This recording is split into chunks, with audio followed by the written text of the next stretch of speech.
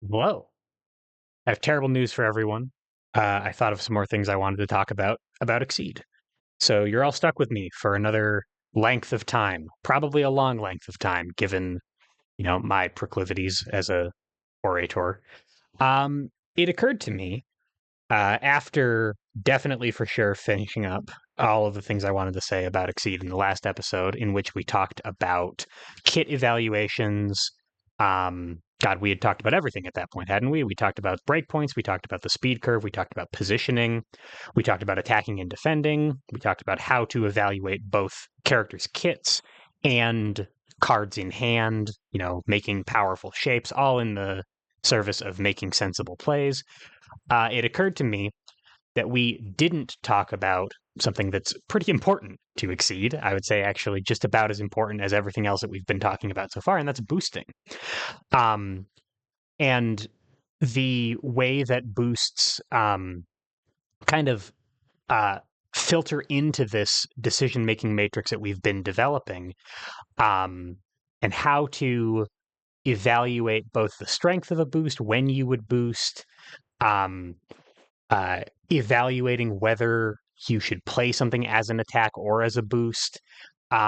These are all things that are kind of on their own useful exercises to be able to do with a character, but they also feed into this larger understanding of how to make informed decisions in the game. So I kind of wanted to give an overview of some just like general boost thoughts, right? And hopefully that will be helpful. Um, as a way to start off, you can see I have all of the normals here.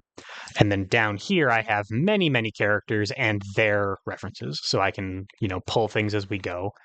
I have a couple ideas about what to talk about, but again, this is not scripted, so I'm sorry for the ramble.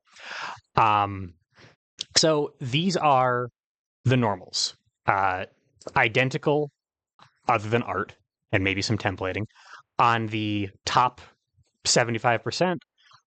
Sometimes different on the bottom quarter. Uh, these are season 2 normals. Their boosts, which we've talked about at to some extent before, are what was standard for characters printed from seasons 1 through season 5. These are the Undernight boosts. Um, Again, the top part of the card, focus is always focus is always focus, but reading is different than Veil Off. So their boosts are different. These boosts are exclusive to season 6. These boosts are exclusive to season 7. And there's some kind of commonalities that all of these uh, I guess I should say there's not commonalities necessarily in like, for example, there is no boost in common across all of these seasons. Um, the closest I think is probably Parry. Tech is pretty close too, um, but they're on different cards and things like that. What is in common across the normals for the most part is situations that the normal boosts would cover. Again, we've talked about this before in regards to attacks. That one of the reasons that we think so much about the normals and spend so much time talking about the normals in Exceed is because every character has them, and we can kind of be assured that when we're making a character or when we're playing a character, no matter what, they're going to do the thing. They're going to be able to do the things that the normals allow you to do. They're going to be able to do the things that the normal boosts allow you to do. So, for example, somewhere in here, somewhere is going to be a boost that lets me move some amount. Um, and those, the exact flavor and character of that movement is going to be different. But just as an example, in the original normals, we have advance up to 3 and retreat up to 4. On in the Undernight season, we have advance up to 3 with some extra sauce. We have close or retreat 3. In the Guilty Gear season, we also actually have close or retreat 1, then strike.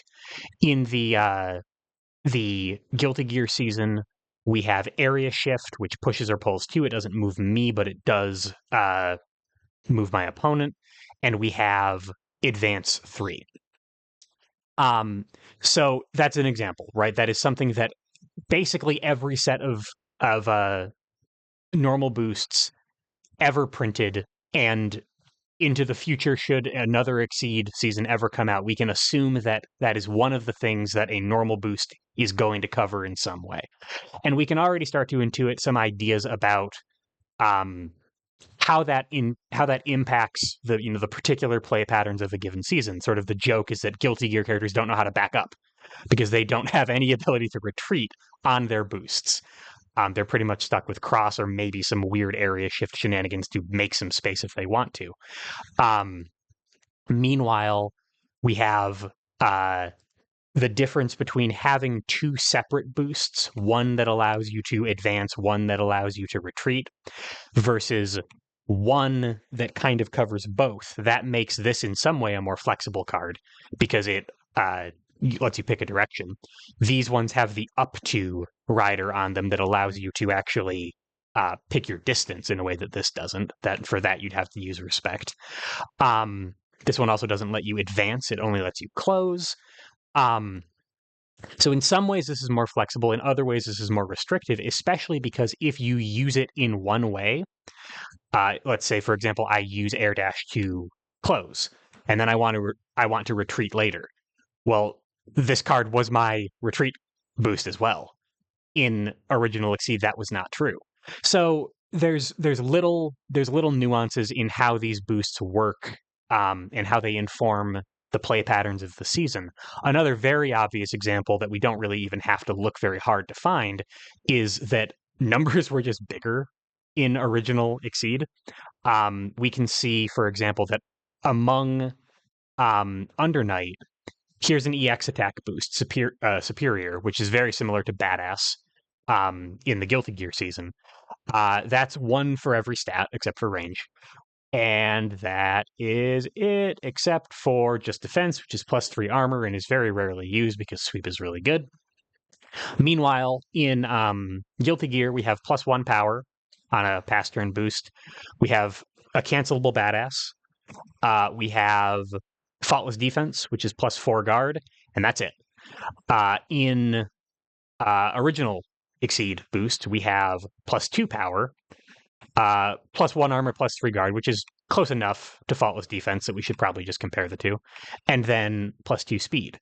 And nowhere in any of these are we seeing +2 power or +2 speed, right? Like numbers were your ability to raise your stats as just a universal thing that characters could do was a bigger part of the game in early Exceed. And one thing that you might notice when we're evaluating these boosts is that Superior is literally just worse than Badass, right? Because Badass is cancelable. You could, if you wanted to, you could just use it like Superior. You could just put it into play and not cancel it, but it also has the additional benefit of being able to do more stuff on top of it. Similarly, Ukemi really looks an awful lot like a cancelable copy of Tech, so it's just Tech with more flexibility to it. That doesn't so having more power in one spot in the normal boosts doesn't mean that like, oh, this character is just better than an early character. It just means that their power is being allocated to different spots on their card, or rather different spots in the kit or different spots in the normals, right? Other things that normal boosts are always going to let you do is, or ideally they're going to let you do, is deal with a threat on the field. The classic example, and one of the ones that really has never gone away, is Tech. This lets you get rid of a boost. If you have a boost that you just cannot, there's nothing in your kit. You're fighting someone who has an overwhelming boost presence, and you read or you watched all of those lessons that we already did on making strong shapes, and there is not a shape strong enough to deal with whatever boost your opponent put down. You have Tech. You have Tech Hit, which is discard a boost in play and then strike. You have Ukemi, which is cancelable Tech. Similarly, every season except Under Night, grumble, grumble, grumble. I have some design level problems with this, as many people do, and much digital ink has been spilled about it. They have parry on block. Um, Undernight does not have this boost. This is one of the major holes in what Undernight can do amongst its normals. Um, Parry allows you to get rid of a card from your opponent's hand that you don't have any other way to beat. What that does on a design level is allows uh, designers to make some pretty wild cards and not be super concerned if there's one matchup out of 120 in which that the presence of that one card really just shuts down a whole lot of opposing gameplay, because parry exists. It allows you to deal with it amongst the normals. Undernight's way of compensating for this is sometimes called silver bullet design. It's also sometimes called gotcha design, slightly derisively. You'll notice many more speed dodges, many more purpose-built solutions to problems amongst Undernight character kits. That's kind of to compensate for the lack of parry. Um, so that's what the normal boosts do. They provide solutions to problems on the field. They provide solutions to problems in the hand. They often provide um, movement of some kind, ways to get out of a bad situation. They allow you to provide, or they produce threat on your turn. So, for example, fierce, I can spend my turn saying, "Hey, I'm really scary now. I'm advancing a scary thing." By the way, just to cite my sources, I'm quoting my friend Poulter here. This is all his analysis. I'm relaying it to you. This part especially, I'm quoting him almost directly. You can advance a threat on your turn. You could present safety into your opponent's turn. You can say, "I don't really care if you strike into me because I'm using this normal boost to be safe, to keep myself safe." That's and again, that is largely true across every season of Exceed, that the normal boost will in some way allow you to do those things. Let's Rock does look quite a bit like Fierce with some goodness points moved around. Faultless Defense and Badass look a little bit like these two. There's definitely some DNA shared here. There's always this is the underlying part here, that every character in your season will have these things.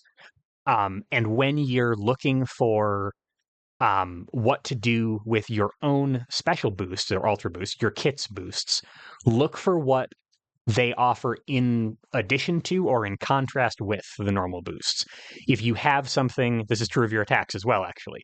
Many characters won't have any slows among their attacks, and that means that they really, really need to crutch on sweep and focus really hard. Other characters will have many, and that gives them more access to whatever boosts are on these cards. Similarly, if you have Fierce But Better, for example, if you have +2 power, hit, I don't know, hit draw 1 or something like that, some boost that looks like Fierce but does more stuff than Fierce, maybe you can use Grasp a little bit more freely because you have something that duplicates some of its effect. In contrast, you might have kind of an overage of the same kind of boost because that's really important to your character's identity. Akuma, for example, is notable for being kind of Mr. Bonus Power. He's one of the hardest hitting characters in Exceed. He's got in his Exceed mode, he has just +3 power as a critical effect. That doesn't mean that he has fewer power boosts. He has a lot. They're all over the place in his kit. So as you're evaluating your kit, keep in mind what the normal boosts sort of always let you do, and look for overlaps in utility and sort of divergences in utility. I don't really want to go boost by boost and talk about exactly what they all do or why you would use them. I think that that's probably better left to your experimentation. But I do want to talk about how to evaluate what a boost is doing in your kit and how to treat it. And that's kind of what we're going to spend most of the rest of this conversation talking about. So to start with, I actually want to return to the same matchup that we've been talking about this whole time, which is Kai versus Sol. And one of the things that we talked about was Kai seems to have a lot of difficulty dealing with sweeps, and specifically with Night Raid Vortex, actually, with like big, huge, consistent cards that really can't that he can't dodge or move out of the way with Dire Clay. Whereas Sol had kind of an equivalent amount of difficulty, seemingly, dealing with his opponent's crosses. He has a couple ways to do it. He has a metered, expensive DP. He has range 1 Night Raid Vortex. He has Grasp, and he can corner his opponent and wants to corner his opponent. But that's kind of it. Something that I completely neglected to talk about was Flame of Corruption, which I think is pretty. We're pretty sure is his best boost at this point. Before close 1, if you closed fewer than 1 space, +2 power, this simultaneously, this is like the cornerstone of his neutral game. If he puts this down when he's close up and the opponent doesn't move, it is dramatically increasing his bonus power. If they do move, for example, if they are at range 1 and they cross out, or even at range 2 and they cross out, now Night Raid Vortex can reach out to range 5 because of this before close 1 effect. So this is a lot of Sol's neutral game and a lot of his neutral presence. And the way that you can tell that is that it's his one big great answer to this really difficult to handle card, while also giving him a lot of great stuff. This also kind of reveals one of the first things that I would mention about how to evaluate boosts in a kit is start with the ultra boosts. They aren't always the most practical. They're not always the most important. They're almost always like the coolest. And many designers kind of use them as character defining, or like the way that you would in a book, right? Like points of a character that you want to highlight. Their ultra boosts should feel big and important and significant. And as we go through the rest of this lesson here, I'm sure there's going to be plenty of ultra boosts that are kind of eye popping in their quality, and that's important. That's important. That's intentional. Not every single character's ultra boosts are key to their game plan or anything like that, but start there, because if nothing else, it's going to make you excited to play that boost because they're almost always really cool. For Kai's example, we spent a long time talking about Thunder Seal. And actually, there's some symmetry here, completely accidentally on my part. I didn't mean to structure the lesson this way, but Thunder Seal is an ultra boost that helps Kai deal with sweep or Night Raid Vortex by making Dire Clay hit out at range 3, exactly the same way that Flame of Corruption is an ultra boost on Sol that helps him deal with cross. They are patching important holes in their respective game plans. So often ultra boosts are just a really big deal, and you should look at them because they're cool as heck. Other things that you're going to find pretty quickly are stat boosts. And stat boosts are kind of self-explanatory, or they should be at this point. We know what speed boosts do. We know what power boosts do. Looking at a density of a number of power boosts in your kit or a number of speed boosts in your kit will pretty quickly tell you something about the character.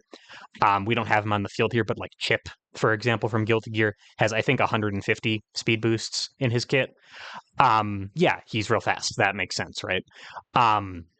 We talked already about how different Kai's power boosts feel from Sol's power boosts, and how much that influences the way that he has to think about the game. So they should be pretty self-explanatory. You should know what they do. One thing that we didn't cover actually is guard and armor boosts. Obviously, you use them so that your unguarded attacks can still go off even if they're outsped. You can use them to shut off weak above curve options. They're also frequently useful to patch positioning holes. So, for example, I'm at range 1, and the only thing I have in my hand that can hit is Assault, which is under curve. All right, I'll put Defend on it. And now Assault is quite consistent. Things like that. But digression aside, the what the stat boosts do should be pretty self-explanatory. Another thing to look out for is the actual number on the card. So the difference between +1 power, +2 power, +1 speed, +2 speed, things like that. Again, many characters will have, there's just a 2 is more than 1, obviously, but we know from the breakpoints episode that 2 is not always that much more than 1. 3 is much more than 2. If you have any 3 power in your kit, wow, let's highlight that because that's really, really important. Versus if you have a +2 power boost versus a +1 power boost, start looking for other sources of power in your kit. So, for example, Soul actually doesn't have any +3s in his kit, even though he's another of the Mr. Plus Power people, except that he has an extra plus power or even an extra +2 power on his character card itself. So he can quickly build into a +3 power boost. Similarly, speed boosts, +1 speed, and passing the turn is kind of similar to just not having passed the turn, because it all it really does is let you win speed ties on defense. It doesn't really change very much else. Versus +2 speed will allow you to basically hit above curve, even on defense. That brings up another important point, actually, that now strike boosts feel very different than passing turn boosts, or take another action boosts feel very different. If you can boost power, if you can boost +1 speed and strike, that actually feels kind of similar to boosting +2 speed and striking on your opponent's turn. They're not identical, but a lot of the use case is overlapping. So, for example, another character that we don't have out right now is Ken, who has, let's grab him really quick because it's useful to demonstrate what we're talking about here. Hello, Ken. So we have, for example, a +1 speed that draws a card. We can see that +1 speed on its own probably isn't really worth the boost. It kind of needs something extra on top of it to be usable. And one of the ways that we can sort of evaluate that quickly is how much the boost costs. This costs 0 except what it costs to play it, right? Compare that to all of the normal boosts, which also cost 0. We should expect, and the normal boosts are a little bit amped. They're a little better than they probably should be for Zero Force. But we should expect to be getting about as much value out of a 0 cost boost as any other 0 cost boost. And we can see that +1 speed on its own, well, that's clearly outdone by Light's +2 speed on its own for 0 cost. So it has an extra draw a card effect on top of it. We also have a +1 power now strike boost. Clearly, again, it is outdone by Fierce's +2 power. So we are adding on to it with a now strike. I think there's another. Yeah, there's a +1 speed now strike as well. These two boosts both add +1 speed. They feel very different to play, and you would use them for different things. This is something where if you have, a lot of power already in play and you're trying to end a boost war on your terms, versus you kind of need to stall and threaten something on defense while rebuilding. There's obvious disjunct in how these boosts work across from one another. Another thing to mention as we're talking about this is that different seasons have different levels of stat saturation, I would say. So we've already talked about how Kai's power boosts are pretty anemic in general. He's doing +1 power, if that, most of the time. Compare that to, this is not really a fair comparison, they're very different characters, but he's a blue Shoto, Ryu is a blue Shoto, right? Let's look at some of Ryu's boosts really quick here. Because we have, well, this one's not even fair. This is one of the reasons that Ultra boosts are something you should look at first, because +2 power, +2 speed that's kit defining. That's an unbelievable amount of stat density right there, to the point that many people have difficulty playing Metsu Hadoken as an attack because that's so strong. And it is also worth 2 force from the Ultra itself, 1 more force for the force cost of the boost. This is really expensive. You'd better be sure you're getting your value out of it. It's pretty tough not to get value out of +2 power, +2 speed. But, so we have that. We have another +1 power and +1 speed. This is all, like, this card alone is, other than, I think, Faith, which is a less relevant stat most of the time than power is. Where is that? It's on Dire Clay. Yeah, like, this card alone is more stats on a card than anything in Kai's kit except for this and maybe Thunder Seal, which is an Ultra boost. We're not done, though, because we also have +2 power and +1 armor. This is just better Fierce, right? We already have this. We have another one on top of it. I think that's everything. But he also has Light and Defend and Fierce. Ryu has an unbelievable amount of stat boost in his kit, notable even for the season he was in. But numbers were bigger back then. In exchange, he has no ability to strike while boosting, other than, I guess, overhead, which is not a stat boost. Compare that to Kai, who can do things like +1 range, +1 power, cancel now strike, or something like that. One of the levers that you can pull as a designer is trading just raw numbers for action compression. Another notoriously enormous stat boost from this same season is right here. This is +4 speed is a bigger number than the entire Guilty Gear season can put together on its own. This is insane, right? Again, that doesn't mean that Sagat is broken or older seasons are stronger or anything like that. It means that their power is being allocated in different ways. So as you're going through your character, if you see like eye-popping amounts of numbers on him, or keep in mind that there's a decent chance that you are just losing some intangibles like card draw or action compression or movement in exchange for those big, huge numbers. And because we know what happens when we use big, huge numbers, older seasons might be more able to hit relevant breakpoints by building to 7, for example, because their numbers are just bigger. Whereas more recent seasons might have to crutch more on specific combos or allocate their resources in certain ways to deal with those problematic cards because they can't muscle through them as easily as older seasons could. We also have a really good example of the difference between a now strike and not a now strike in this sort of glut of characters that I've pulled out, because we have,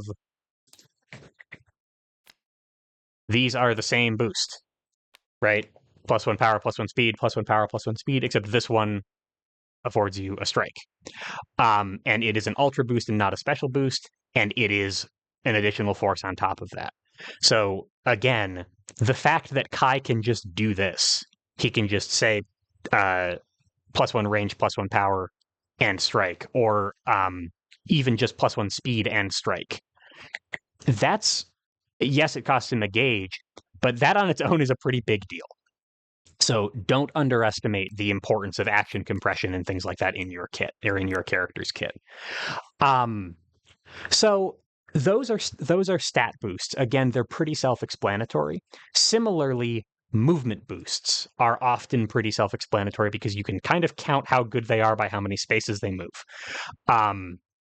There are a few other levers that we can push here that will change their quality. We actually already talked about this. The difference between advance up to 3 versus close 3 or advance 3 should not be underestimated. Often you want to move the full distance because that's more efficient for your force costs. For example, this is a 0 force boost that advances you up to 3. So all I'm doing is discarding this one card to do that. If I took the move action, I would need to discard 3 cards. So I'm getting a better rate on my movement the farther I move with run rather. But having the option to not move as far can save your life if you are in a positioning dependent situation. So as you're looking at your character's movement boosts, be careful to note any differences between close and advance. Any sort of up to in there is very important. Keep track of how force efficient it is. Can this character zip around the field very freely, or are they paying for every space of movement and all of their movement boosts are very expensive? Another thing to look out for is any sort of move and effect. This is kind of a nickname for effects like this. Move to, then strike. So I'm at range 1. I have a spike in my hand. I want to move to range 3 or to range 2 by moving to the other side of my opponent. So I can play that card immediately without giving them a chance to react. By the way, I have the other Ultra Boost already in my hand. Good work. You now have to take 7 damage, and there's probably nothing you can do about it. I'm sorry, I already have the other Ultra Boost in play. Now there's nothing you can do about this. I've ended the boost war on my terms. So look for things like that allow you to move and do something else on your turn. This is another reason that Kai as a character is a lot more powerful than he looks, because every time he does anything and cancels, he's doing move and something else. And that's just a really, really, really strong effect. Another character we'll get to in a second here is Rachel, who there's a lot more text on her card than on Kai's, but the relevant part is this first one. Once per turn as an action, spend up to 2 force to close or retreat that much, then take another action. That's really strong, and learning how to use that is going to be important to her character. So as we talk about movement boosts, is it force efficient? Is it flexible? Is it a move? And all of those things are going to kind of change how you think about its quality, and maybe sort of bump it up or down the tier list you're building in your head of the good plays that you can make. Another thing to keep in mind is what I'm going to call gimmick boosts. That sounds more negative than I mean it. I don't mean gimmick as in like a one-trick pony. This is a trap. This isn't something that you should actually do. It's just a gimmick. What I mean by gimmick is something that is so character specific that it kind of needs like rules text to understand. So I have 9 here, for example. That's a lot of text. I don't know any of it, right? Let's just pretend that I've never seen 9 before and my eyes glaze over at line number 3, and I don't know what any of this stuff means. There's a similar thing going on here with Polar Knight, who has way, way, way too much text on his cards. But I can go and look at some of 9's boosts. For example, this one, seal a card from your discard pile, take another action. I don't know what that means. That's not a number. That's not a +2 power or move 3 or anything like that. That's a gimmick boost. It is something that interacts specifically with your character's character ability or something else in their kit to kind of form this like Rube Goldberg machine effect where many different things are talking to each other across the kit to create one larger effect. Because they are so character specific, there's no real way to say like, well, just read them this way. But if you don't understand what a boost is doing and why you would do it, go look elsewhere in the kit. often, especially for more complicated characters or for more complicated seasons, it's speaking to a character-specific mechanic that will influence their play patterns. Nine is a pretty extreme example because she is sort of infamously quite complicated. Arakune is another. Honestly, a lot of characters in Blaze Blue have a tendency to uh, have very complicated and multi-step engines split across multiple cards. Rachel is another example where we have this idea of lightning rods, but we don't know what lightning rods are, so we'll have to go find them in her kit. So don't just obviously don't evaluate any boost in a vacuum because you're comparing it to the kit that it's in, but also if a boost on its own doesn't explain what it is, go find it in the kit. And your evaluation of those boosts will have to change kind of necessarily based on your evaluation of what the gimmick is. So I don't know yet how important sealing a card from my discard pile is for 9. I don't know if that's worth one extra force, right? Is that better than... So one force and a boost is about the same as a free ultra boost. Is that better than massive on Sagat, which is a much more obvious... This is the same force cost, 1 and an extra, or an ultra, which is worth 2, for 1 range, 2 armor, and 2 guard. Are those things equivalent? I have no idea, because I don't know what any of this stuff means. But I have maybe kind of a benchmark to compare it to in terms of utility. And as I learn about 9, something that I should have in my head is that this specific effect is important enough to her that it costs an extra force.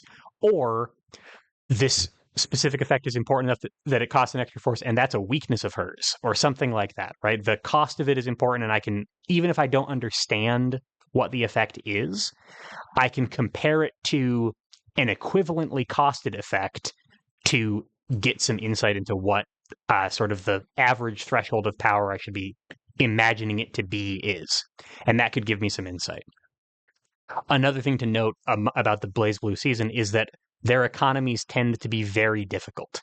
Rachel is the infamous example, but almost everybody in Blaze Blue has expensive boosts that incur a lot of like small resource management decisions. 9 is no exception. So expect some cost increases when you're looking at boosts like this. The price of the power that they give you is partially just that they cost more, but also partially that they are hard to manage. So that's gimmick boosts. Something else that you can learn from just the force cost of a boost, and this one actually probably does require that we look more carefully at an entire boost kit. It can give you some insight into what a character's economy feels like. So Rachel, again, is like an infamous example. The other one I would probably pull is like Vega from Season 3. But let's look at these really quick. And I'm not going to look at much of anything here. But we've got Ultra Boost with an extra force on top, Ultra Boost with an extra force on top. This has a force cost to it. These 3 don't. This one doesn't either, right? So about half of my boosts have quite a bit of cost to them. This is a 3 force boost, 3 force boost, 2 force boost. And now let's go find my card draw. Here's 1 card draw. There's also some card draw on the boost itself, but that really just replaces it, similar to some other things you're going to find in the kit. No card draw here. No card draw here except for replacing itself. That's a little bit of card draw on hit. Gaining advantage is usually just a little better than card draw because you could spend your turn prepping. No card draw here. Lots of card draw here. Draw 2 on a 3 gauge ultra, which means that if you're just using this for card draw, you are going down in the exchange rate because you're spending more than you're getting. Presumably, you're also getting 5 damage and pushing and closing and all the other things that you're getting out of it. No card draw here. So expensive stuff, not a lot of card draw in the kit. Vega is another very famous example. Just for completion's sake, I can just show you because it's kind of cool. Because Vega's got nothing for card draw. We've got tons of movement on this boost. That's very force efficient, but it's not giving me cards. We've got movement, no card draw anywhere on the attack. We've got movement, and it adds a card to gauge. That's kind of resource building, sort of. No card draw on the attack. We've got a 2 force boost. By the way, this is 0 force, 1 force, 0 force. Now we're a 2 force boost. And it's a strike, which means that you are spending another card on top of it. No card draw here. Lots of bonus power, though. Ultra boost. No extra force cost, except that you can spend more force to sustain it. No card draw here. We seem to have, yeah, there we go. It must have shuffled.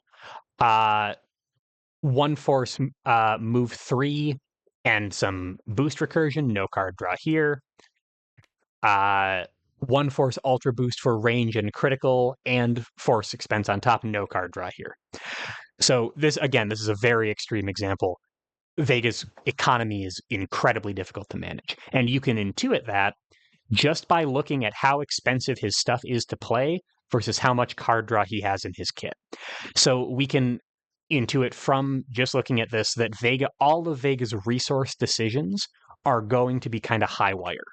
And it's very easy to make a wrong move with Vega because all of his resource decisions are so committal.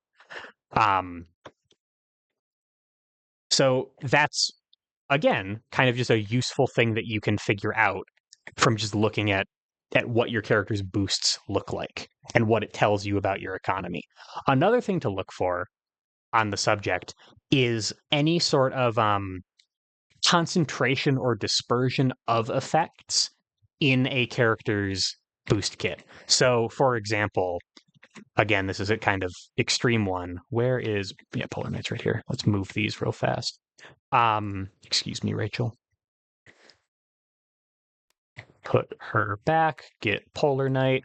So Polar Knight is a character who has a couple, the notable one is, where is it?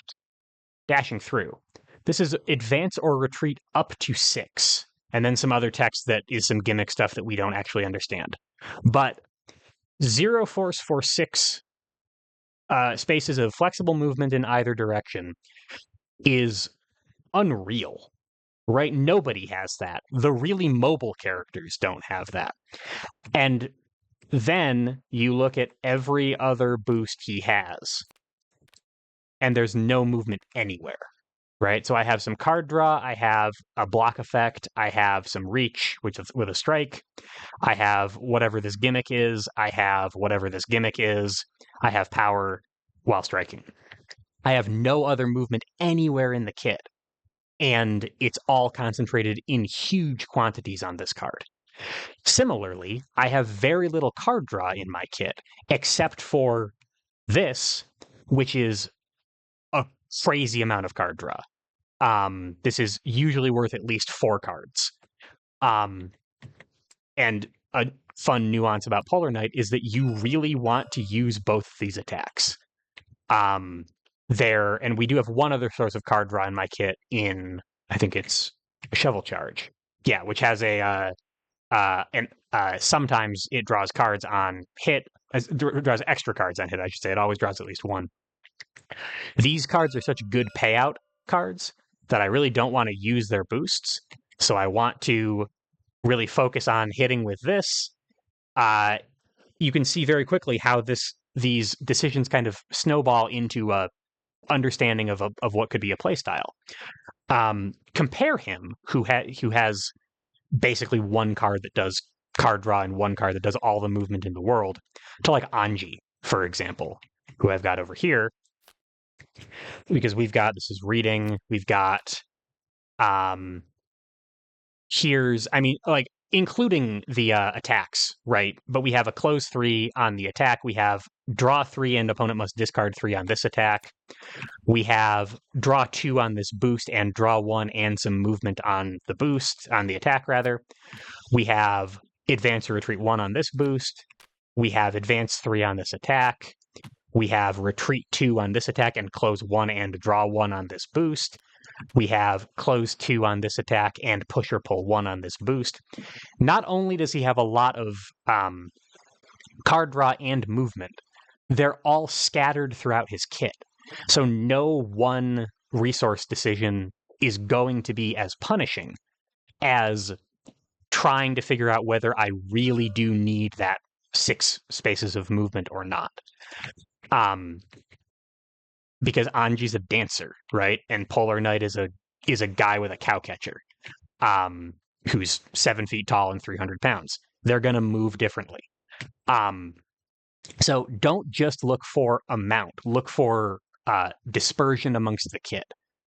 What does your character feel like to play is going to be very influenced by how many different separate non-overlapping sources of whatever effect you're looking for. Because it turns out, most of the time, once you play a card in Exceed, it's gone for quite a while. And then kind of the last thing that I would say, and this is a whole other topic, and we can talk about this in a second in more detail, but once you've identified a strong boost that you really want to use, you've done kind of these calculations, and you say that, wow, this is a boost I could build a whole playstyle around. Start asking yourself how badly you need the attack the boost is attached to. And again, we'll get into sort of the nuances of that in a second, but I want to point out, I think this is my favorite boost in all of Exceed. If it's not this, it's Okizeme. I think I just passed. Where'd it go? There it is. Yeah, it's right on top. Yeah. I love this boost. Draw 2, gain advantage as an after is awesome. But Jin's Pinpoint Strike. I love this boost. Now strike, hit +1 power, advance retreat 1, gain advantage. Just does everything that I ever want. I love this boost so much. I play it every chance I get. So when I look at a boost like this, that makes kind of my eyes pop out, and I start looking at the rest of Jin's kit and seeing all of the cool things that I can do with a boost like this, I start looking at Violent Ice, which is a DP. It is a just barely a damage dealer on defense, but it is above curve at 2, and it's slightly more powerful, but not actually that much more powerful when I initiate with it. So I start looking at this attack and thinking, how badly am I going to need a DP in this matchup in general, right? Because what I really, really want is to boost this attack. I want to play this boost because this boost seems awesome. So I start asking myself, like, if my opponent had an on-curve button at 2, a 6-speed range 2 button that dealt 5 damage, would I DP that? Or would I save it so that I could play this boost? If they had an on-curve button at 2 that dealt 6, would I DP that? Like, how bad does the situation have to be before I would be willing to give up this awesome boost for this attack that I'm not as enthusiastic about? Ask yourself questions like that, and overshoot, undershoot, like calibrate across multiple games. I'll need Violent Ice, and I'll play Violent Ice when I need it, but it would have to be pretty bad. The situation would have to be pretty desperate for me to give up a boost like this. And that's an evaluation that I've made as a Jin player that other people are not going to share. And Exceed is a complicated enough game, and there are so many equally or close to equally viable ways to play a character that it's actually really, really hard to make declarative statements about this is always an attack, this is always a boost. Different people are just going to have different opinions, and they're going to beat you with them, and you're going to feel like they're probably right. But there are so many other factors that it's really hard to tell, and that's one of the things that makes Exceed so fascinating. I'm going to come back to Jin quite a bit in a little bit here to talk more about his specific kit, because I just happen to know quite a bit about it. So, We've reached the point now where we are playing the attack versus boost game, right? And this is another, just like kit evaluations where I'm like, that's a mid speed, that's a slow, that's a fast, or making strong shapes in my hand. This is another classic, real easy game to play with just on your own to get a sense of a character. And all it is saying, do I like this attack or do I like this boost? How would I use this in a vacuum, not even thinking about matchup? What do I like better? This just feels really good to do. It's a fun thing to do. I recommend you do it. It's a great way to kind of establish a baseline for yourself. Do I like this boost? Do I like this attack? I'm not actually going to do it because I have my own opinions about pretty much all of these characters and I don't want to influence you too much. But that's the idea, right? Some things I will point out is there are some kind of like guidelines of or like lines of development of boosts over the course of Exceed's lifespan that are worth knowing when you're playing the attack versus boost game, and learning to identify like what is happening with a boost can be useful. This is kind of design chat too, more than strategy chat, but it's definitely influential and it's definitely useful to know. So in general, Exceed is a game about resource management, right? You are committing resources to things, you have a limited number of cards, all that stuff. It's a game about resource management way more than it's a game about reads. And in order to make a a resource decision interesting, it's often going to be a difficult decision. So again, we return to the BlazBlue season, for example, where everything you're doing feels too expensive and it's everything feels like you're cutting your own arm off in order to afford it. But it doesn't have to feel that way. And there are different ways that the Exceed designers can tune the economics of would you like to do this attack versus would you like to do this boost to change how a kit feels. So one example that we can talk about is often, again, these are guidelines, right? This will not always be true, and many of them are actually contradictory with themselves or with each other. But often you will find a boost that would really go great on the attack on which it's printed. So this is Hadouken, which is it's a loopable 6 speed, 4 range, longer actually, but it's above curve at 3 and 4. We know from previous lessons how impactful it can be to put bonus power onto an above curve card. This boost is this boost is bonus power that would go great on Hadouken, but you can't play it on Hadouken because by doing it, you're giving up your copy of Hadouken, right? You'll see this all over the place. Cards that would really love to have their own boosts. And it feels kind of weird, right?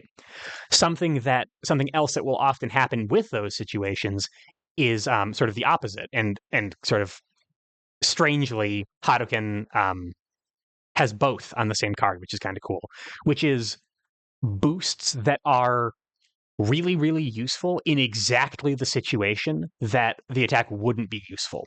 And this is a way to kind of guide the player through the kit in the moment without having to have any like rules reminder text or anything. Because if I'm at range 1 or range 2, if I'm in melee range, Hadouken doesn't do anything for me, right? But defensive does. And so now I can make the decision, well, do I want to try to finagle a way to get back out to range, or use this awesome boost that would be really relevant with tons of cards in melee range? +1 armor and +2 power is a great way to add value to your trades. It's a great way to break breakpoints if you're able to do that. So exactly when Hadouken stops being useful at range, defensive starts being useful close up. So that's a common trend as well. You'll see that all over the place too, is boosts and attacks that don't work in the same phase of the game. So the decision is kind of made for you. And the question you then have to ask yourself is, how much long-term hedging am I trying to do versus how much short-term sort of a windfall am I trying to do with this boost that would be great in this exact moment? Am I saving or am I spending? Another thing that you will very commonly see, and this is sort of like what most people think of when they think of like boost or attack, is often designers will pair really, really good attacks with really, really good boosts. And that's right, like that makes sense because they want you to, if they're trying to make the game fun, they want you to have cool resource decisions. So a great example of this Ultra is amazing. It's probably should be more gauge than it is, to be honest with you. It's really, really strong. But man, that boost is incredible. +2 speed, now strike on a character who has, I told you I'd come back to Jin, on a character who has something like Permafrost, which is just 7 damage, or Spike, or Dive, unreal. And the fact that you have both of these on the same card forces you to make a very difficult decision every time you play it. And whether you prefer Preemptive Strike or whether you prefer Moonsong is going to say a lot about you as a Jin player. So this is very common, that your best attack will have your best boost on it. So if you see that your best attack and your best boost are on the same card, that should tell you something about, like, a light bulb should be going off in your head that this entire card is important to my game plan. The opposite is often also true, where your not very good card will have a not very good boost on it. So again, a kind of classic example, Low Step Kick, the only card in Sagat's kit that doesn't say Tiger on it, and that's how you can tell it's bad. In Exceed mode, this is very strong, actually, but it's very low reward on hit. It probably wins combat most of the time. Sagat has bonus speed, by the way, when he initiates face up. It probably wins combat most of the time, but for very low reward. It's just a really, really underwhelming card until you need it in very specific, very narrow situations. And Anger Charge is similarly a very specific, very narrow boost that specifically buffs a single card by a lot, admittedly, but unless you're literally planning to play that one card next turn, this boost doesn't do anything for you. So it's very common to see strong boosts with strong attacks, weaker boosts with weaker attacks. This is often called power budget. Not every character, and not every single one of every character's cards has to be as strong as every other card in their kit. It is very common and often advantageous for a designer. It would feel really weird if Ryu's Hadouken wasn't awesome, because Ryu from Street Fighter, if you know anything about him, you know that he throws fireballs all day. He'd better be throwing fireballs in Exceed. It'd be weird if he didn't. So we make this card really strong, and maybe we have to tone down other things to compensate. That's very common. Really good attacks with really bad boosts do exist, and they're sometimes put there intentionally. For kind of interesting reasons. A good example of this, Baiken, I think, actually has 2. And this feels like it's kind of against the spirit of Exceed, right? Because it's all about resource management and they want you to make difficult decisions. Sometimes a card is so important to the character's identity that what they're saying is, don't play this boost. Play the attack. It's awesome. And it is, it's iconic. So Yozansen is a incredibly impactful, powerful card. And Any Means Necessary, despite having +3 power on it, is not great. It's just not an incredible boost in the context of Baiken's kit. Similarly, Hiragi is one of the strongest counterattacks ever printed. And Glare is force efficient movement and card draw, and it's cancelable. That's all awesome, but it's in the wrong direction. Baiken wants to be very close up, and she often doesn't really need to retreat. So having incredible cards with middling or mediocre or just outright bad boosts is not bad design by any means. It's actually something that is very useful to a player to be able to take pressure off of resource making decisions. For Baiken in particular, she has a lot of other resource pressure. If you have 3 or fewer cards in hand is something that appears on many of her cards. So in order to keep her from feeling kind of clunky, sometimes you need easy decisions to offset the difficult ones. So don't be, I guess, from a strategic perspective, if you're evaluating kits and you are expecting every time you see an awesome boost, it has to be with an awesome attack, and then you find an awesome boost and the attack seems like it's bad, don't think that you're just wrong and the attack is secretly really good and you haven't figured it out yet. Sometimes the attack is really good and the boost is really bad and vice versa, and that's okay. Um, that's kind of the only thing I wanted to say about that.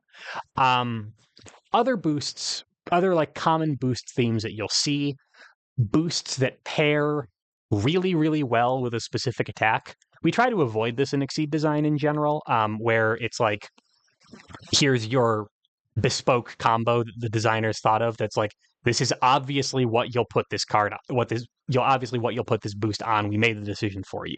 So sometimes what you'll see is cards, boosts that work really, really well with specific cards, but only in certain situations. So a good example of this is where's any means necessary? Is this Ragnar's whole deck? No, it's not. Here's Divider. Here's not any means necessary. Not over yet. So +2 power is awesome, except it's just fierce, right? That's not, it's an ultra boost that is, it's more expensive than fierce. So if you're playing this most of the time, what you're trying to do is play it at range 1, where you will push 2 and then strike. So you will get from range 1 to range 3, and you will strike with bonus power. That's awesome, right? Except if you remember the Breakpoint episode, you will push to range 3, and probably what you're going to want to do, because you're initiating, is strike on curve.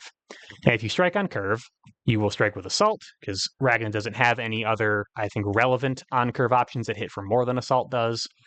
And 4 + 2 is 6. 6 is not enough to break sweep. You have not quite overturned the famous fast versus slow interaction by doing that. You've hit for 6 and gained advantage. That's probably still awesome, right? That's really good. But you would love to be able to hit a tiny bit harder than that.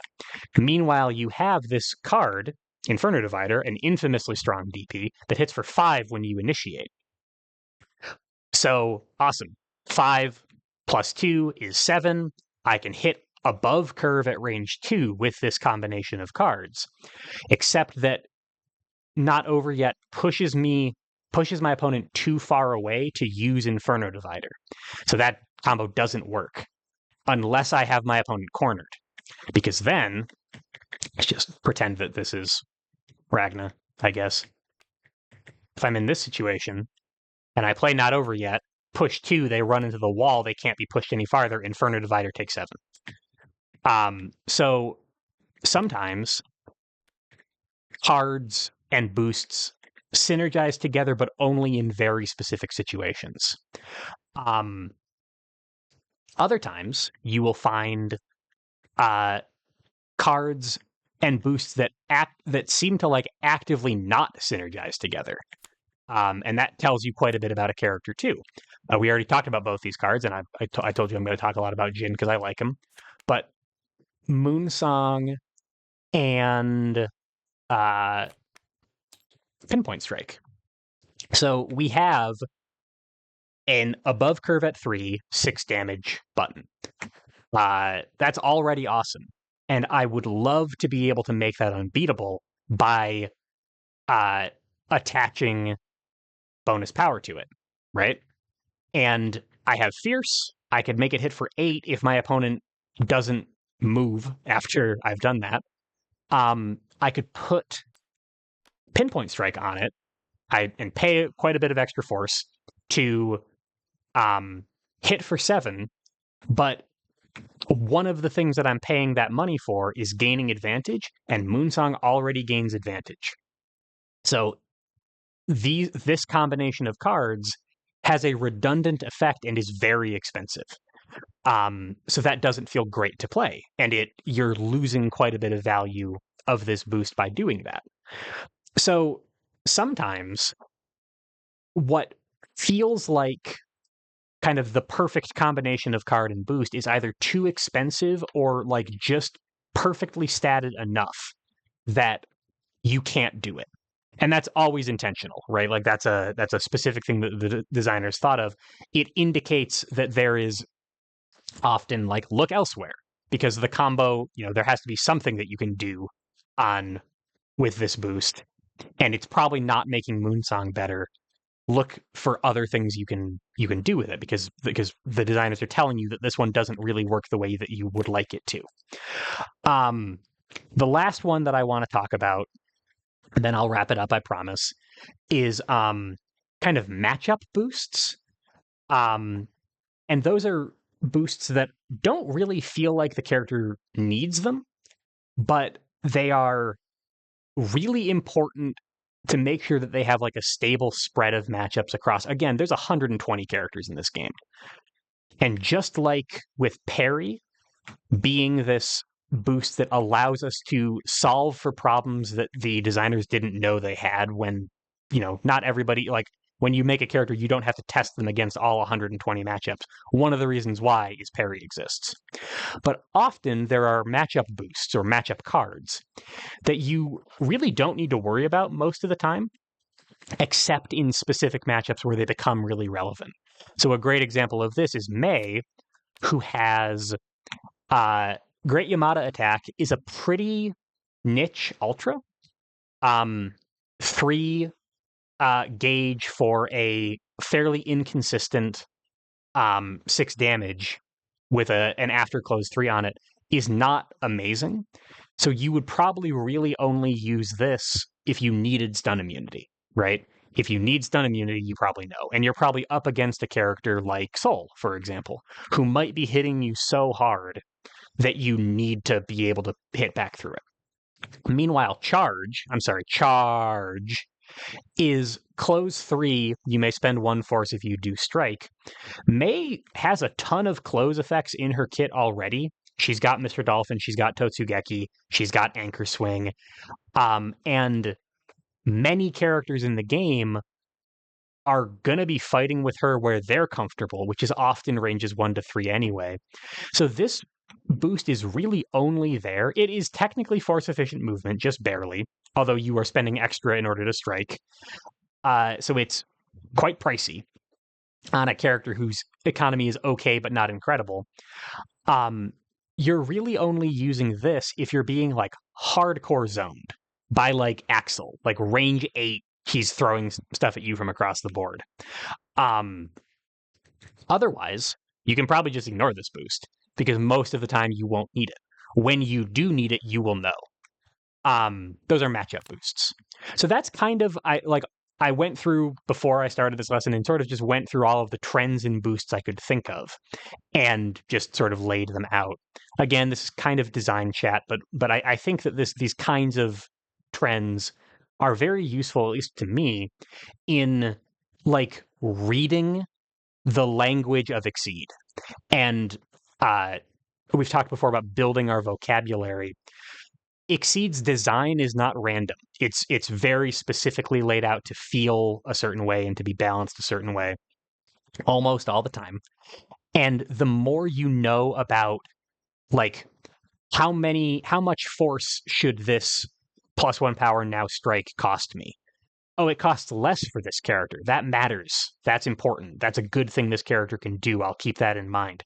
The better you get at doing that, the more easily you'll be able to very quickly look at a character, any character, except for gimmick characters, right? Characters who have really specific mechanics.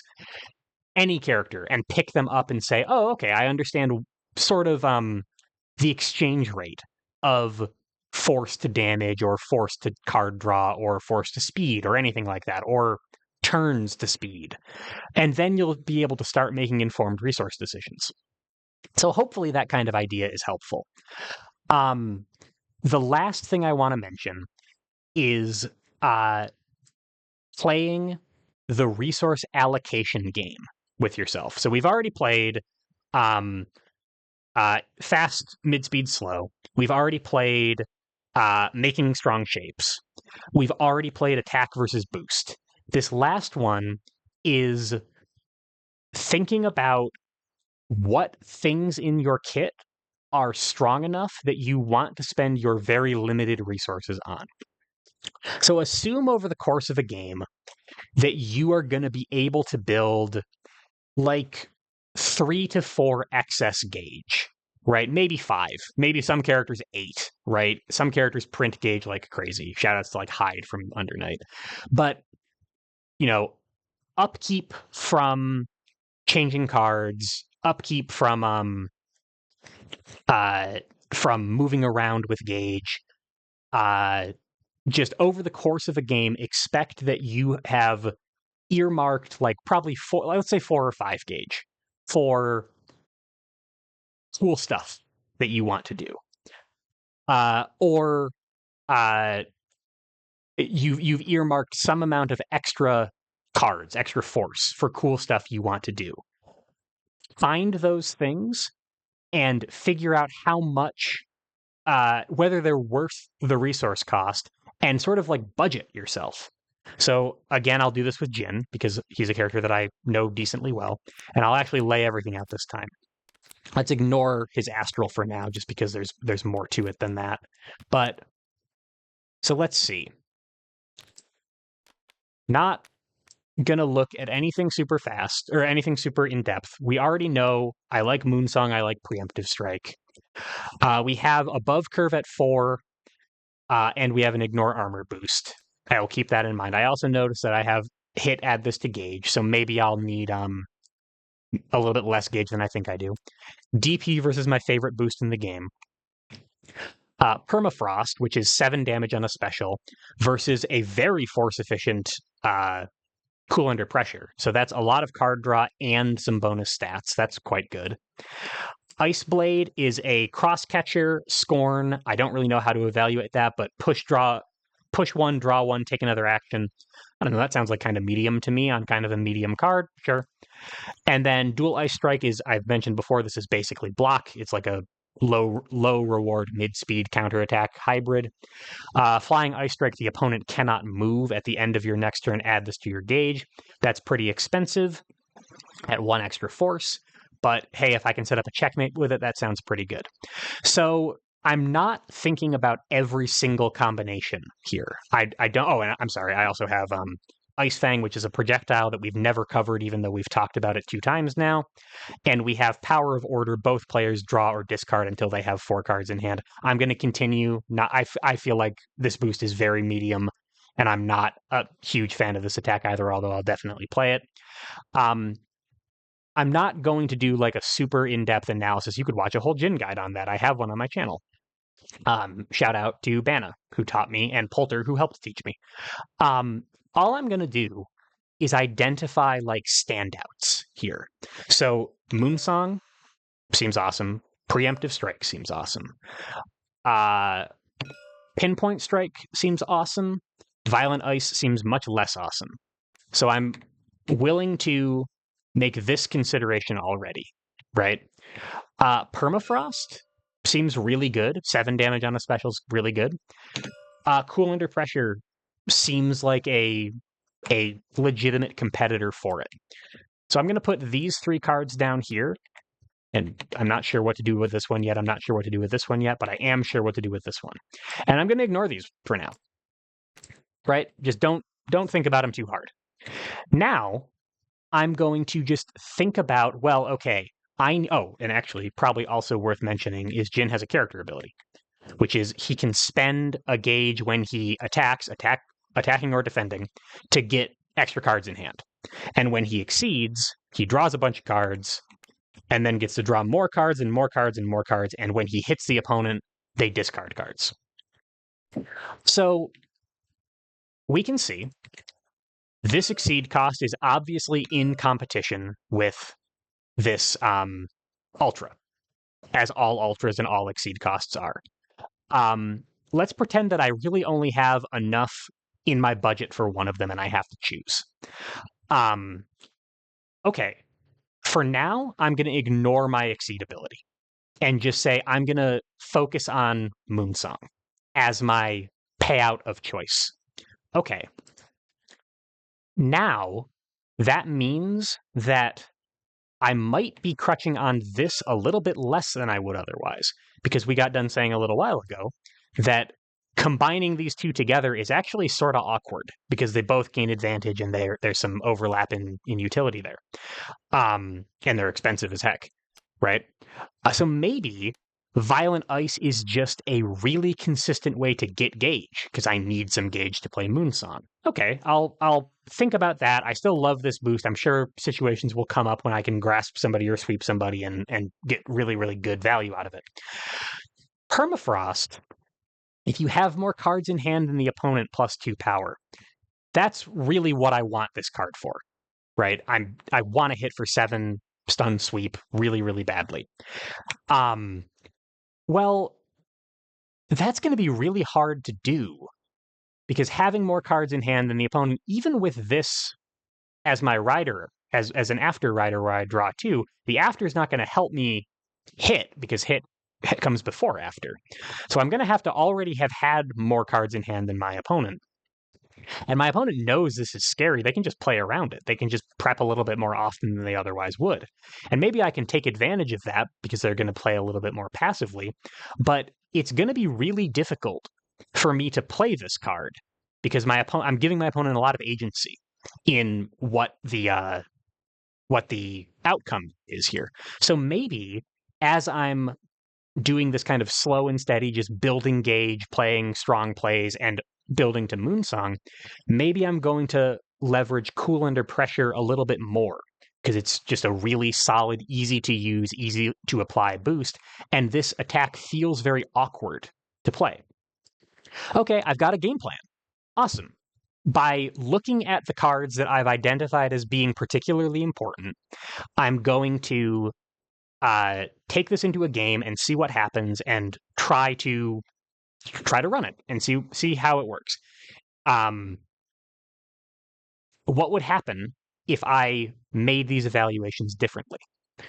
So the first thing we talked about was Moonsong's gauge cost versus the Exceed Mode gauge cost. This is the biggest, most obvious resource allocation decision that we're making here.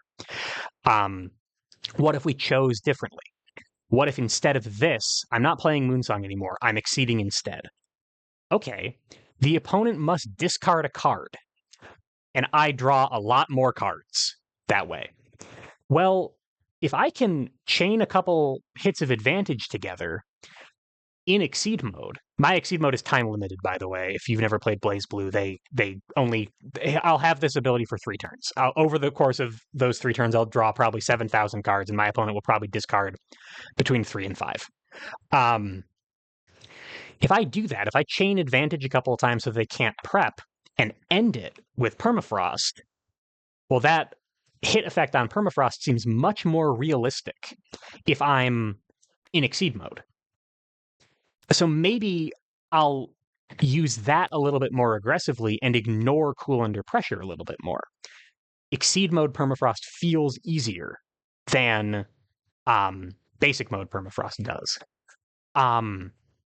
Maybe, okay, so I'm not using this anymore, right? I'm using this instead.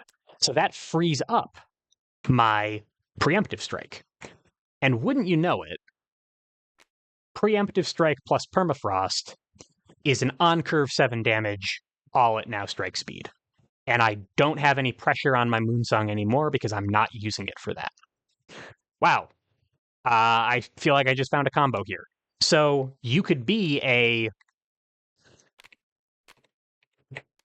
this Jin player, or you could be this Jin player.